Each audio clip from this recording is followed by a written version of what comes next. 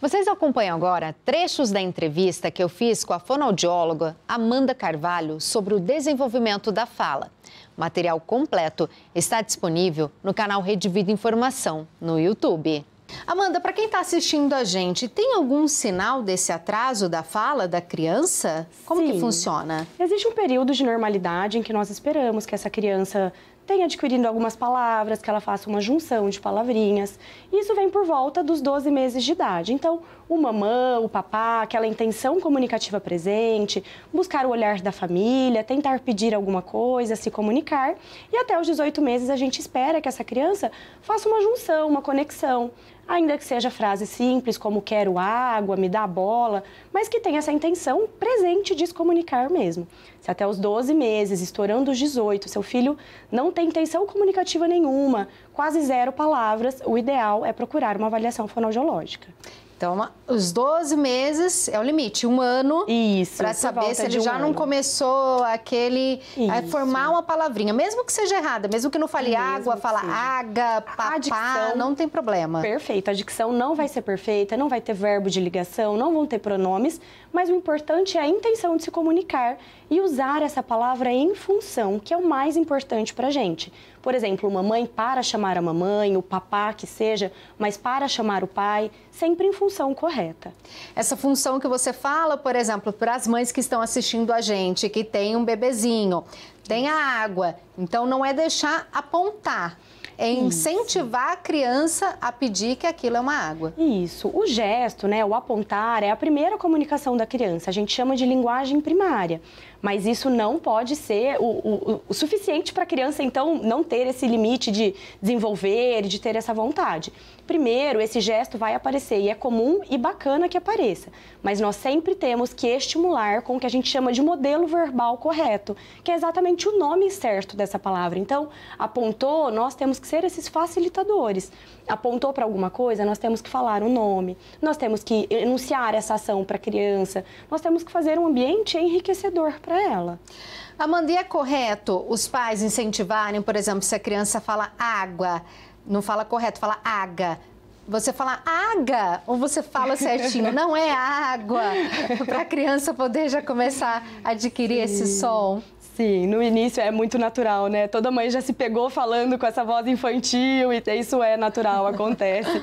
Nesse início, mas é correto? Não, nesse início a gente não vai, a criança falou aga, a gente não vai falar não é aga, é água, não, a gente não faz isso, mas tudo tem uma idade limite, né? Por volta de 3 anos nós temos que ter uma fala compreensível, com o mínimo de trocas aí possíveis, com elementos, verbos de ligações, pronomes, e aí a gente pode começar a fazer essas correções. A gente vai transitar muito em cima do que a gente chama tabela de aquisição de linguagem, que eu acredito que a gente vai falar um pouquinho aqui, qual é o limite dessas trocas e tudo mais. Como que é adquirir esse hábito da linguagem? O hábito da linguagem, eu costumo dizer para a família que, assim, é um hábito, né? A própria palavra já diz, e é basicamente a rotina de casa. É muito importante que nós sejamos o modelo dessa criança. Então, que a gente converse, que a gente, como eu falei, enuncie as ações, que a gente fale o que vai estar sabendo, o que vai estar fazendo naquele momento, para que a criança adquira mesmo isso, o falar como um hábito, né? E eu sempre digo que linguagem é poder. E quando a criança entende isso, pronto, entendemos tudo, viramos uma chavinha e aí é outra criança que a gente espera.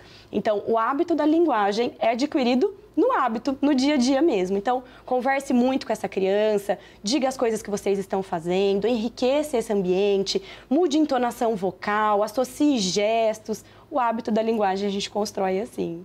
Que é um incentivo também para a criança começar a se despertar da fala? Isso, basicamente isso. Se é uma casa que todo mundo fala pouco, tem pouca interação, pouca sociabilização, a criança automaticamente vai ter menos estímulos, né? Menos contato com essa fala.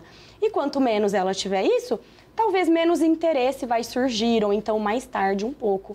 Isso já é comprovado em literatura e a pandemia veio, assim, como um fator decisivo comprovando isso pra gente, né? Que essa sociabilização tardia trouxe um período um pouco mais turbulento na linguagem, né? O consultório, a gente diz, todo fonoaudiólogo agora tá com um consultório muito cheio, porque a pandemia veio mostrando mesmo que o ambiente em que a criança está inserida, a casa, a escolinha, é assim, ditador, ou pelo menos um grande influenciador, de como ela vai adquirir essa linguagem, de que forma que vai ser usada, quanto tempo isso vai demorar. Então, isso é verdade. A alimentação, a rotina, o dia a dia, a vivência da criança, você falou da Covid-19, o tanto que impactou neste avanço da fala, isso tudo é uma influência?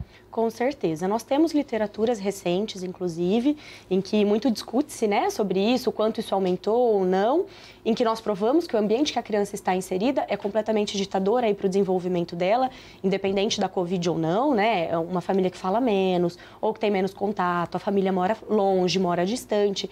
E por isso, né, com a Covid-19, nós exaltamos um pouco dessas dificuldades, mas, ainda assim, a própria literatura fala pra gente, garante que uma porcentagem de crianças sempre vai ter esse atraso, independente do ambiente ou não, vai ter essa necessidade de um acompanhamento fonoaudiológico específico, ou vai adquirir a fala um pouco mais tarde. Então, o ambiente influencia, mas ainda assim nós temos uma porcentagem de neonatos nascentes em que vão ter mesmo essa dificuldade, tá?